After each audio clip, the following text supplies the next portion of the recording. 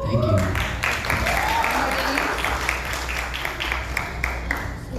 While watching the trailer, parang nung mga times na shoot namin yun, di namin alam kung everyday laging pinapataas yung intensity ng action stunts, yung weather. And like while shooting that, lagi namin tanong na kaya pa ba to? But everything, kapag napanood mo na, worth it talaga lahat, yung pagod and everything. Yeah. And how about you, Anthony? Wala namang frostbite na nangyari? Wala naman. Pero yung mga, yung bumps ni Kyla, iba-ibang weather na yung na-experience. Yung malamig na siya. Pero yun, sobrang worth it nung lahat. Kasi syempre, kita namin yung hirap at ginawa ng isa't isa sa amin kung paano namin ginagawa lahat. Like, may mga times na basa na yung mga paa namin, pero tuloy-tuloy pa rin kami, di ba? Pero ayun, Alam ba ang nabasa? Ako lang yun. Pero yun nga, yung hirap at ginawa, parang sobrang sulit na. Okay siya. As in, like, nung una, nandun kami parang, kaya ba ito direct? May mga ganun questions. Pero nung napanood na namin yung trailers, hindi ko in-expect na ganun talaga yung hapulan sa jet ski, di ba? Ganun pa pala. So yun, sobrang amazing na. Nakakuha. And sobrang nakaka-proud na parte pa rin ako ng show na. Sana hindi ako mamatay pa rin. How about you, Kyla? Nag-survive naman yung Pax ko through everything. So, pero ibang challenge talaga when you experience working in such extreme weather conditions. But seeing the trailer, sobrang nakaka-proud. And tama nga yung sinabi nila, it really was worth it. First time nga namin talaga nakita yung trailer and even snippets of the scenes. Amazing lang. Sobrang nakaka-proud to be part of the show. And proud ako sa aming lahat kasi nagawa namin siya. And we're just so excited for all of you to see it. So yun lang. It's so fulfilling, I feel like, is the word. Yun. We're also excited for everybody. Baron, do you have any insights? Panood nyo lang na for the first time ang inyong mid-season trailer. Sobrang excited ako to watch it. Kasi habang nasa Japan naman sila, mag-intercut siya dun sa pag-save ko dun sa family ko. So, exciting. So, makikita na punong-puno ng bakbakan sa Japan. And ganun din, kainit ang bakbakan sa Pilipinas. Ayan. Another round of applause to our cast, please. The contract. Grabe. Louder, please. That was the very first trailer for the mid-season. Congratulations, everyone. Okay, so now... This episode of Incognito in Yamagata, in Japan. Sobrang lamig dun sa lugar na yun. At talagang snow everyday, non-stop rain, snowfall. If you're gonna ask me kung bakit, Yes, bakit? well, hindi ko rin alam. Siguro pinili nila yung pinakamaraming snow na area because we really wanted to capture the ibang terrain na talagang all white. We wanted that all white feel and I think we got it and more. Every day talagang non-stop yung snowfall. Na-experience namin legit na snowstorm. Legit na snowstorm. And you know, hats off to our crew. Kasi yung crew namin sobrang hirap nila pinagdaanan nila, you know, managing all the equipment, you know, cameras, the lenses, everything at the same time in that kind of weather condition. Talagang it was challenging for everyone. Every day, we were tested every day. And, you know, we were able to do it as a group, as a unit. And, you know, after that, you can take us anywhere. That's a type of experience that after that, kahit saan niyo ako dalhin next. Ay, grabe. Direct. Tingnan ito ako yung next. Daniel, may question din ako. How was your experience shooting in Japan? Especially the fight scenes. Hindi ba kayo natumba, nag-slide, buo naman lahat ng buto? Oo, hindi, kasama yun. Kasama yung madudulas. Hindi mo may iwasan. Talagang yelo yung tinatapakan mo. Natuklasan namin na meron parang nilalagay sa sapatos para di madulas. Nung last day na. Di ba na? Di, pero okay lang. Kasama yung kahit sa, di ba, pagka tuloy-tuloy yung aksyon, kahit madulas ka, tuloy-tuloy pa rin. Kasama yun. Kahit sa totoong buhay, nangyayari yun. Okay lang. Yun yung nagpapatotoo dun sa aksyon. Live. Okay, thank you. Thank you guys. So, we're still waiting for Sir Ian and this is for Sir Jay. Nasa Skyway na po ba? Yes. Lumilipad na po. Lumilipad na po. Sakto, solo yung interview niya sa akin. Yung si contractor dumarating pagkatapos. Lumilipad na po siya. Okay, this question, let's start the Q&A guys. This question is for Sir Jay. Sa tinatakbo ng kwento ngayon, side missions ang ginagawa ng grupo. Pagdating ba ng mid-season, makikilala na ba namin si Elcano? And can you give us a little bit of a tease sa abangan ng viewers? As we've seen in the episodes, sir, na pinakita ngayon, somehow related yung Japan mission contract dun sa plot namin ng Elcano. Somehow nakikita na din naman natin ng kaunti na babanggit-banggit na yung Elcano sa kwento. But I wouldn't want to give too much away about the plot of Elcano because that plot is going to affect the lives of everyone.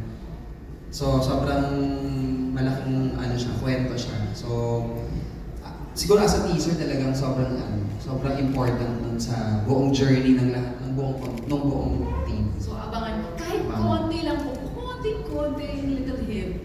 Ayoko talaga magbigay kasi maraming masasagot yung plot na yun sa pinagdadaanan nilang lahat. Okay, well, Sir Jay, thank you so much.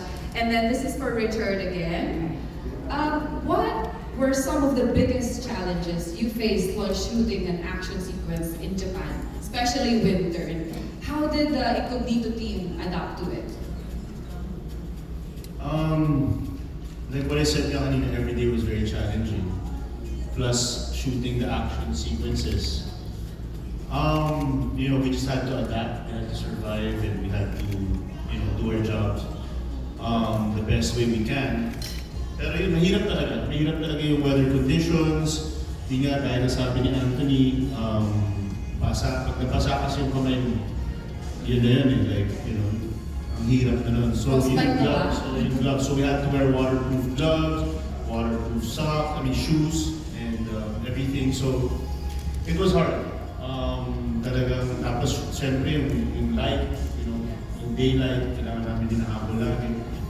A lot of challenging conditions, but we were able to manage. I think we did a good job as a How team. many weeks were you guys there? Almost 2 weeks, I think. Wow, Yeah. super cold. Do you guys remember how cold it was? Negative? Negative 6? -6. Kulang pa naman like negative 15. Feels like negative 15. Pero pag may wind gust, Oh, wind chill. medyo malala siya. Okay, thank you for that. For Baron, hindi madali ang character mo bilang Miguel Texo. How did you prepare for the scenes? Well, we've been filming already for 6 months. So, blended na yung grupo namin. And nakabisado ko na rin si Miguel. So, what I do lang is, every time na may bagong week na script, binata ko, sorry. I just automatically transform into Miguel kasi it's very easy because si Miguel yung mga suot niya quirky, nakasalamin. So, nakakadala yung outfit. Plus, of course, yung story. So, I just want to say that, I'm very, very grateful to my co-stars, the cast, the crew, our directors for guiding me and for keeping me grounded also. Nakakatuwa na part ako ng Incognito. So, I'm happy. Thank you. Thank you, Baron. Okay, Danielle, how does it feel to be in your action star era? Ano ang pinakagusto mo sa pinagagawa nyo ng action? And ano naman ang pinaka-challenging for you? Actions talaga. No, it's, this genre is new to me. And na-enjoy ko lang yung genre na to. Wala naman akong gusto i-label na actions talaga. Wala. It's just a role also, Nagustuhan ko itong genre na to dahil ang dami ko natututunan sa sarili ko. Ang dami ko natututunan sa sarili ko. Nasusubukan ko yung sarili ko. Minsan hindi ko alam na kung kaya ko pa. At sinasagat ko yung sarili ko. Pag nagawa ko yun siguro kaya ko pala yun. Alam mo yun, medyo mas nandun siya nakikilala ko yung sarili ko. And I enjoy it. I enjoy the action, di ba? Mas very physical. Nasa dugo mo rin, di ba? Ano masasabi mo doon? Siguro sinanay ako ng nanay ko sa action na bata ako. Sinanay niya ako umilag. Hindi lang naman, hindi. Siguro sa tulong din ng director namin, ito na mga kasamahan ko rito, sila Chard. At siyempre sa gabay din ng mga magulang ko at ng mga uncle ko, natututo ng konti.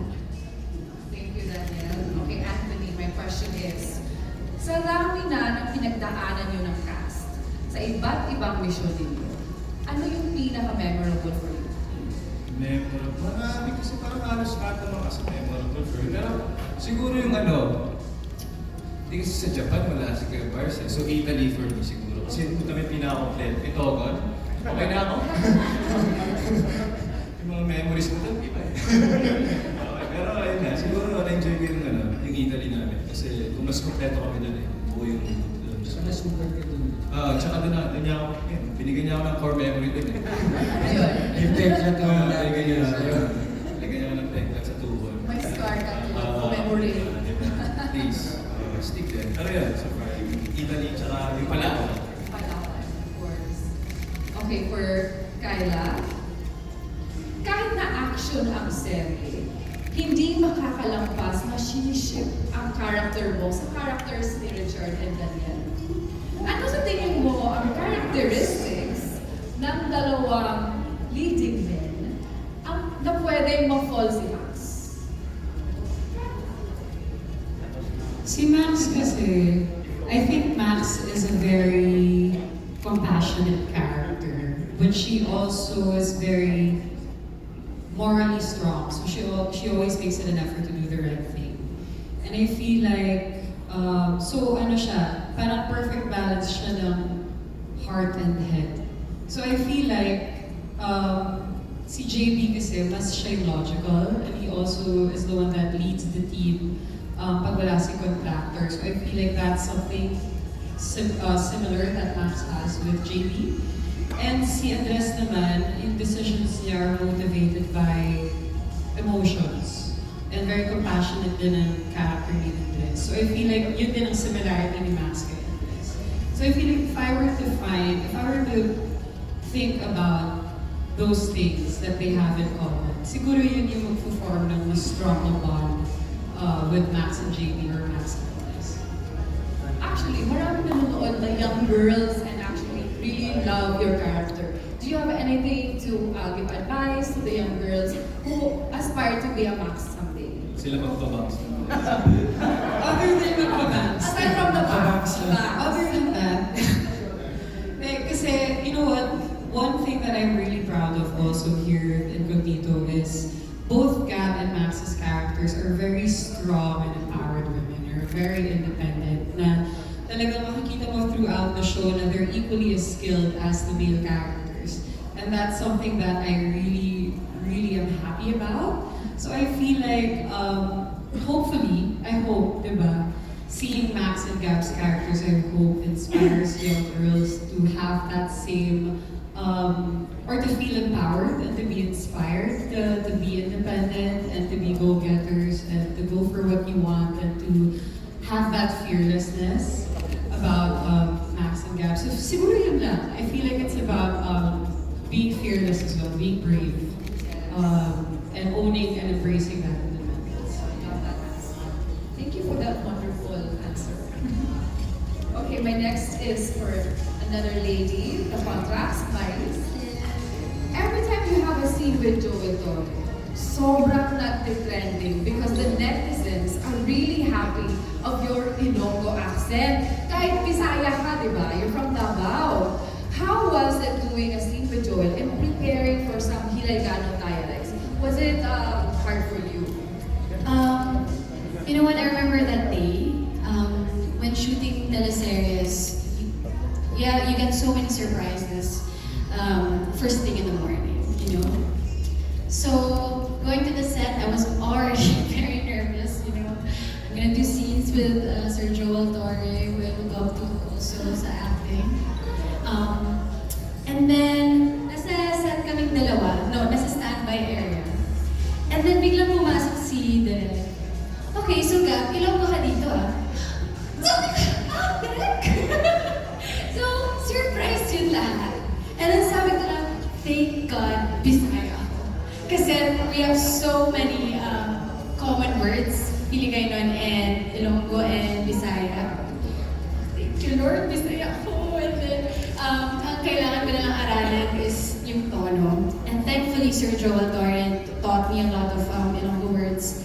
Si Anthony Ilonggo actually, and then his kuya was there also. Kami talaga, there were even lines na hindi Ilonggo. Sabi ko, hindi, itodo natin to. So, nagpaturo ako, i-translate mo nga to. Sige, example. In Bisaya and then in Ilonggo. Unsa man, like, Bisaya. Bisaya po ka, diba? Bisaya naman po. Invite mo ang mga audience in Ilonggo. Tuga, hindi mo lang marunong mag-Ilonggo, tono lang eh. Pero sa mga kapamilya dyan, Tagalog mo na lang but with the Ilonggo. may kapamilya. Hindi, man ako eh.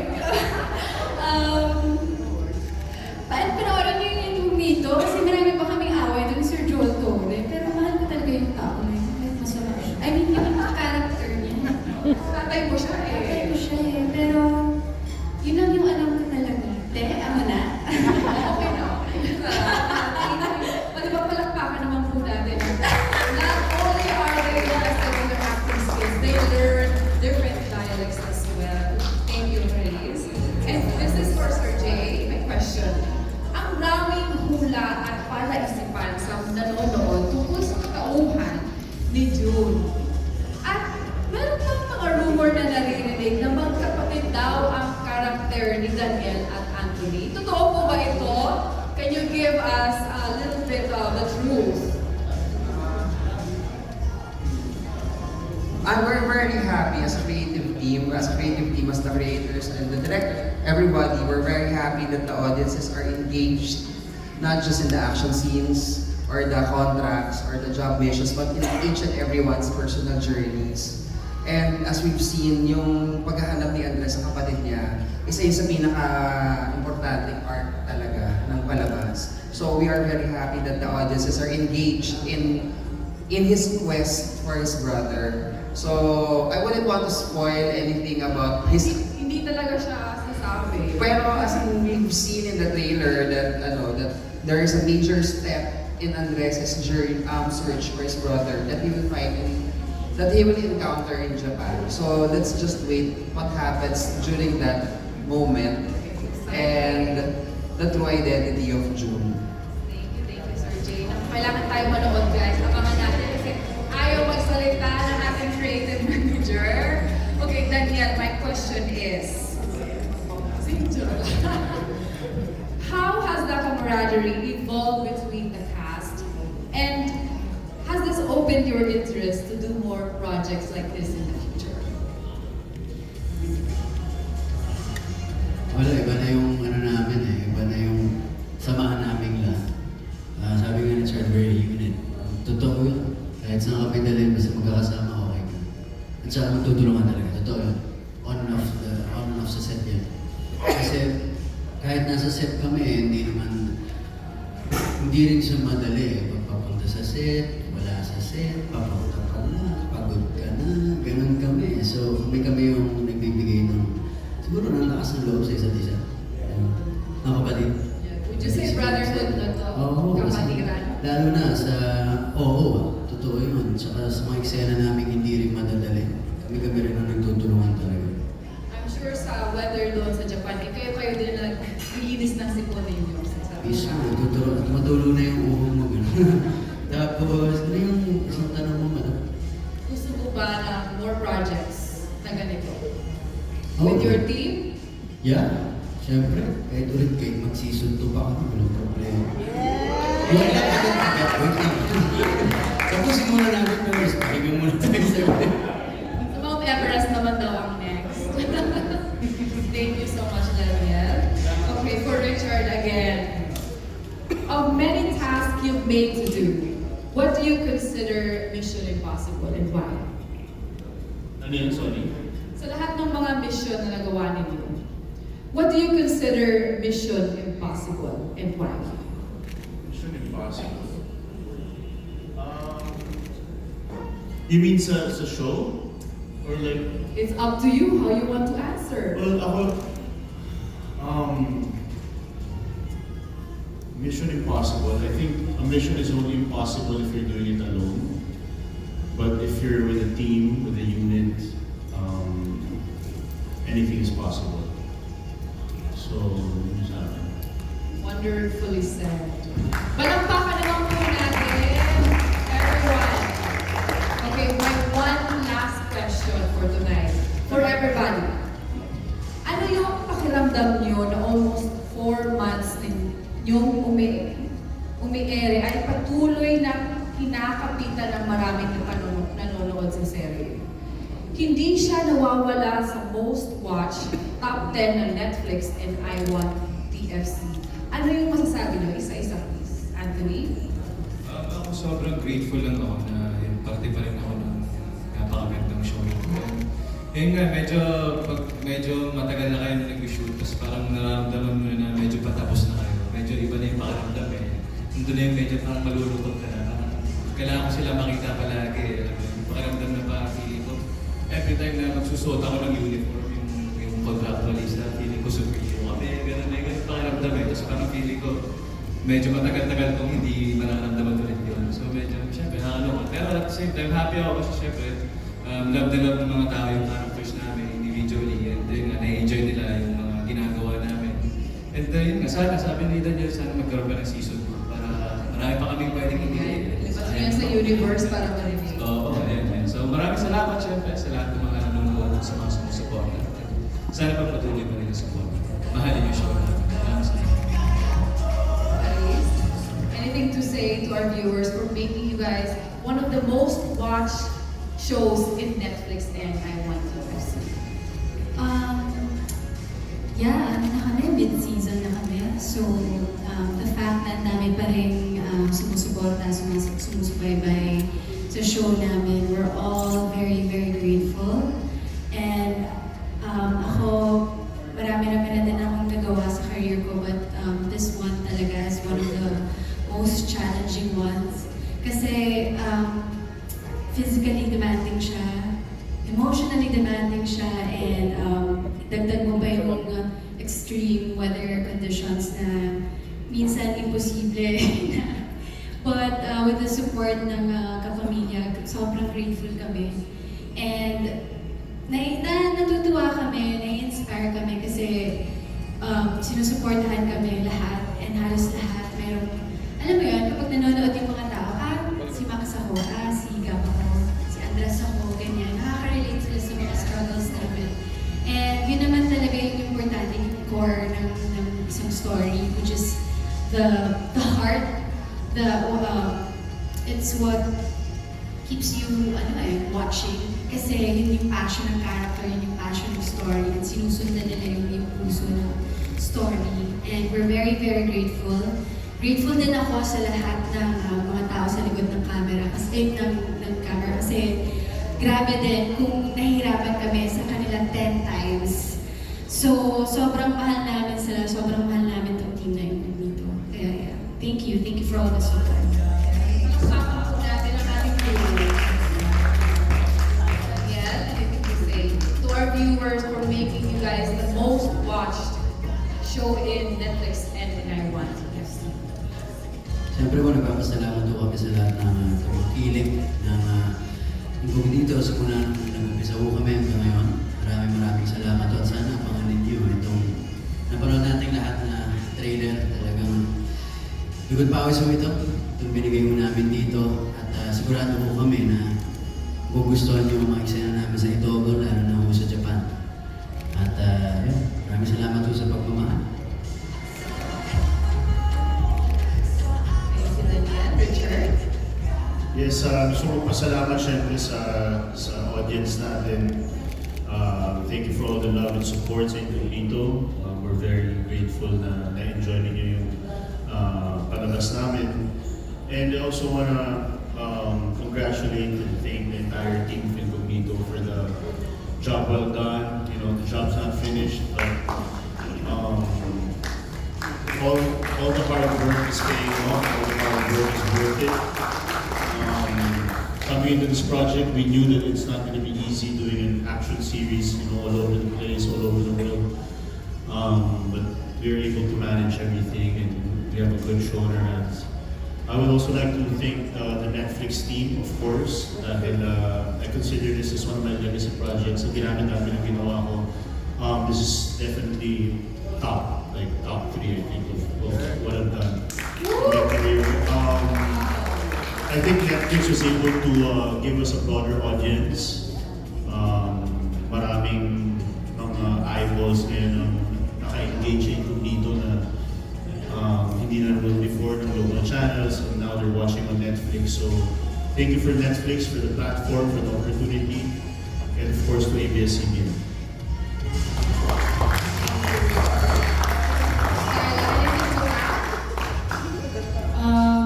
I just want to say thank you din. Maraming pong salamat sa lahat ng nanonood at sumusubaybay sa Incognito. Like I said earlier, we're all very, very proud of the work that we've done here.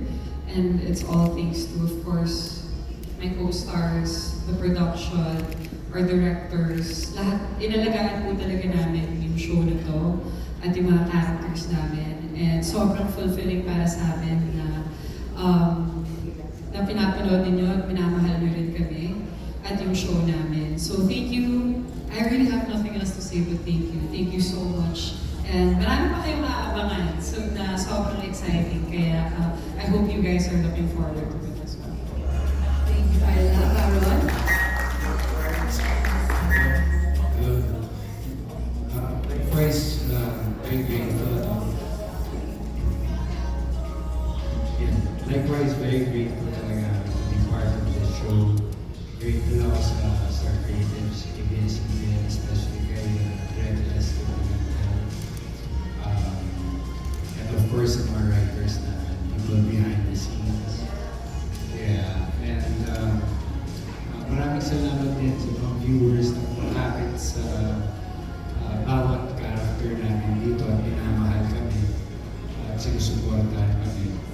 So, gaya ng sinabi ng lahat, alam mo ang gusto ng mga tao magkaroon ng book 2 or season 2 para lumawak ang Incognito universe, diba? So, God willing matuloy, well, it all depends to, you know, our showrunner and ABS-CBN. But let's hope and pray na marami tayong journey na makakasama kayong lahat. We love you. Thank you. Thank you so much, ladies and gentlemen. Our contractor.